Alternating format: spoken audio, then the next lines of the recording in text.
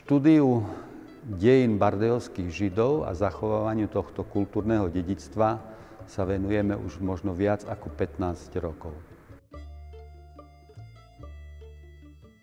Tento typ synagóg sa volajú štvorstĺpové a 9-klenbové. Sú to napodobeniny alebo reprodukcie alebo vzory majú v Poľsku, lebo odtiaľ prišli najstarší bardejovskí Židia. A dnes prakticky na území Slovenska existujú už len dva takéto synagógy. Jedna je v Bardejove a druhá je v Stupave.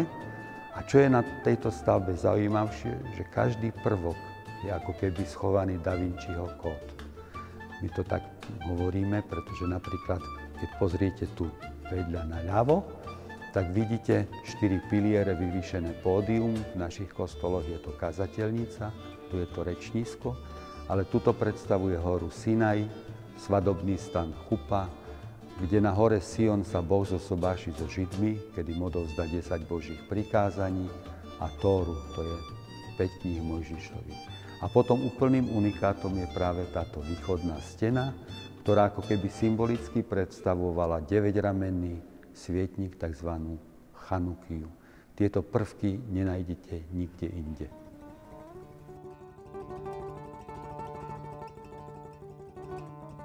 V každej krajine za istých špeciálnych situácií, predovšetkým ekonomického charakteru, vznikajú nejaké pnutia a tie sa ventilujú väčšinou nejakými útokmi, atakmi alebo nenávisťou proti niektorým skupinám.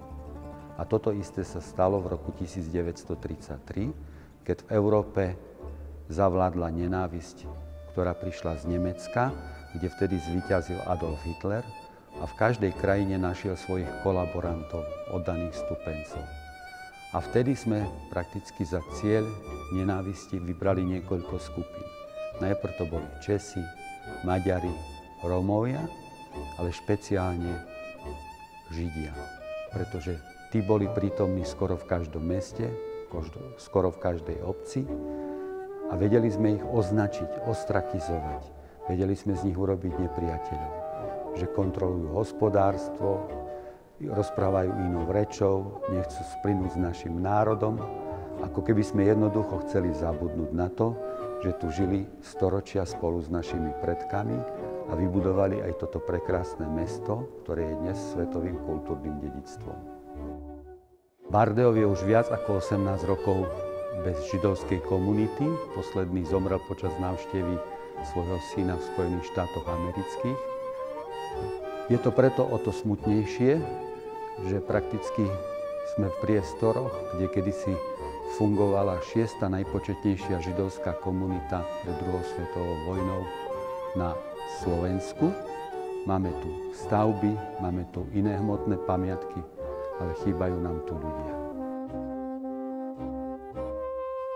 Boli to ľudia ako my, v potu tváre zarábali na chlieb svoj každodenný a boli veľmi vzdelaní v prvom rade.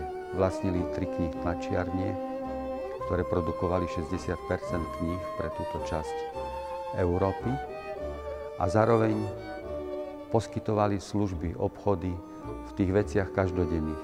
Pekári, obuvníci, krajčíri, obchodníci s drevom, s obilím, s dobytkom, vyrábali drevené uhlie, zámočníci, sklenári. Ľudia ako my, obchody ako my.